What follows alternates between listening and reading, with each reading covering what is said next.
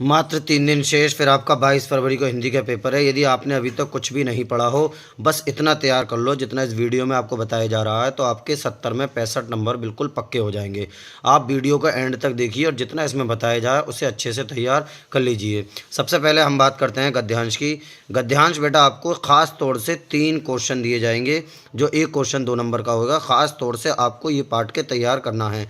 मित्रता, ममता, क्या लिखूं, ईर्ष्या तू ना गई मेरे मन से। बेटा मित्रता का तो आपको बहुत ही ख़ास ध्यान से तैयार करना है। ज़्यादातर इसमें से ही पूछ लिया जाता है, लेकिन ये पाठ के नाम और लेखक के नाम हमें पता होते हैं, तो ऊपर से जो हमें पैराग्राफ होता है, बाकी 2 क्वेश्चन हम उसमें से ही कर लेते हैं। अब बेटा पद्यांश की अगर बात करें तो पद्यांश आपको सूरदास के जो हैं और तुलसीदास के जो बनपद पर है, धनुष भंग है उसमें के, और रसखान के, ये आपको पद्यांश तैयार कर लेना है। इसमें से आपको गारंटेड पद्यांश देखने को मिल जाएंगे। जो इस वीडियो में आपको बताया जाए इतना आप तैयार कर लीजिए, बस आपके पूरे के पूरे नंबर हिंदी में आ जाएंगे। गतखंड के लेखकों में आपको आचार्य रामचंद्र शुक्ल, जयशंकर प्रसाद, वैसे अधिकतर देखा गया है इन दोनों में से ही आ जाता है, लेकिन फिर भी आप इन दोनों को कम से कम सन एक रचना, क्योंकि एक रचना बेटा 2 नंबर की होती है और जीवन परिचय 3 नंबर का होता है। तो जीवन परिचय मतलब उनका जन्म, जन्म स्थान, पिता माता और उनकी शिक्षा, उनकी मृत्यु, बस इतना मिला मिला के लिखने के बाद फिर आपको 2 नंबर की एक रचना लिख देना होगी। तो ये 2 तो आप बहुत ही संभाल के पढ़ना, इन 2 को आप एहतियात तौर पर पढ़ लेना,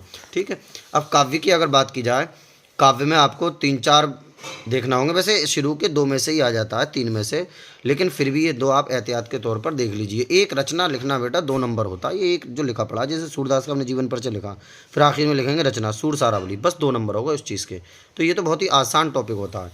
अगला, निम्नलिखित संस्कृत गद्यांशों को संदर्भ सहित हिंदी में अनुवाद। बेटा हिंदी में अनुवाद करने के लिए 3 + 2 = 5, मतलब 2 नंबर का आपका संदर्भ होता है, 3 नंबर का आपका अनुवाद होता है। वाराणसी, प्रबुद्ध ग्रामीण, भारतीय संस्कृति, इन 3 पार्ट का आप तैयार कर लेना, आपको गारंटेड मिल जाएगा।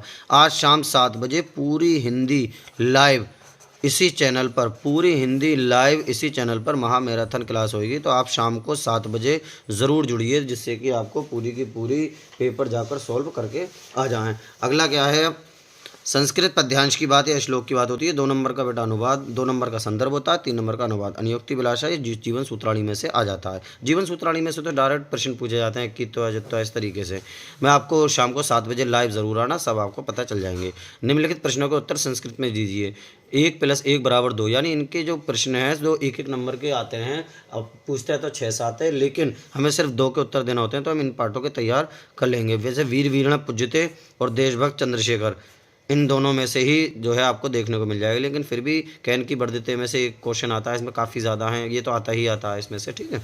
रस, रस बेटा 2 हैं बस, हास्य रस का स्थायी भाव हास, करुण रस का स्थायी भाव शोक। अगर हास्य रस शब्द मतलब हंसी की भावना आ जाए तो हास्य रस होता है, और थोड़ा दुख की भावना आ जाए तो कौन सा रस होता है बेटा, करुण रस होता है, ठीक है। अलंकार उपमा अलंकार, रूपक अलंकार, प्रेक्ष अलंकार। उपमा अलंकार में बेटा ध्यान से सुनना जरा, सी, सा, से, समान, सरेस, सरस, ये आदि वाचक शब्द आ जाते हैं। उत्प्रेक्षा में मनु मानो, जनु जानो, मनु जनु आदि उत्प्रेक्षावाचक आते हैं। अगर इनमें से कुछ भी नहीं आया तो रूपक अलंकार, क्योंकि हमारे सिलेबस में 3 ही अलंकार है, चौथा वाला तो ऑप्शन समझ लो आप होगा ही नहीं। अगला छंद बेटा 2 हैं, रोला छंद, सोरठा छंद। रोला छंद के प्रत्येक चरण में कितनी 24-24 मात्राएं होती हैं, 4 चरण होते हैं। सोरठा छंद में भी बेटा 4 चरण होते हैं, ठीक है। इसके पहले और तीसरे चरण में 11-11, दूसरे और चौथे चरण में 13-13 मात्राएं होती हैं। उपसर्ग, उपसर्ग आप ये देख लीजिए, 1 नंबर का विकल्प आएगा, देखो, सह का सहयोग, आ का अनाज, सु का सुमार, अधि का अधिकरण, अनु का अनुताप, अप का अपकार। तो इसमें से अपमान या इसमें से बेटा पहले आता है उपसर्ग, मतलब ये चीज़ पहले आएगी और इससे एक शब्द बना दिया जाएगा। समास आप इन 4, दीर्घ समास, द्वंद्व समास, कर्मधारय समास, बहुव्रीहि समास, हमारे सिलेबस में 4 हैं, इसमें से एक विकल्प आपको देखने को मिलेगा। अब तत्सम तद्भव पर्यायवाची दोनों मिला के 1 नंबर का विकल्प आता है। इनके बेटा पर्यायवाची अतिथि, अग्नि, आम, अश्व, पंडित, पक्षी। वैसे और भी हैं, आप क्वेश्चन बैंक में देख लेना। तद्भव, आख, अमावस, बेटा ये तो मैंने लिख दिए हैं खाली एग्जाम्पल के तौर पर, लेकिन आप क्वेश्चन बैंक में इन्हें देख लेना। सर्वनाम सिर्फ 2 हैं, युष्मत तुम शब्द के रूप और तद वह शब्द के पुल्लिंग रूप, ठीक है। ये 2 अपने 1 नंबर का विकल्प देखने को मिलेगा। पत्र लेखन में आप ये 4 पत्र लेखन कर लीजिए। शुल्क मुक्ति हेतु विद्यालय के प्रधानाचार्य को प्रार्थना पत्र, छात्रवृत्ति प्राप्त हेतु अपने विद्यालय के प्रधानाचार्य को प्रार्थना पत्र, क्षेत्र में प्राप्त गंदगी के कारण डेंगू मलेरिया जैसी भयंकर बीमारियों की जानकारी किसी दैनिक पत्रकार के समाचार पत्र को देते हुए बिजली समस्या के निराकरण हेतु एक पत्र आपको लिखना है। ठीक है। उसके बाद आती है बात पत्र निबंध पर। निबंध में आपको ये देखना है, 5-6 निबंध देख लेना। भारतीय किसान का जीवन, स्वदेश प्रेम, प्रदूषण की समस्या और समाधान, वन महोत्सव, छात्र और अनुशासन, जनसंख्या वृद्धि। बेटा जब भी आप निबंध लिखें तो रूपरेखा ज़रूर लिखना। मैंने देखा है ज़्यादातर यूट्यूब चैनल पर जो टीचर होते हैं वो रूपरेखा नहीं बताते हैं, लेकिन रूपरेखा आपको ज़रूर लिखना होगी। ठीक है। अगला है तुमुलखंड काव्य, इसलिए शाम को 7 बजे आप लाइव ज़रूर आइए, जिससे कि आपको पूरा पेपर पता चल जाए कैसे लिखना है।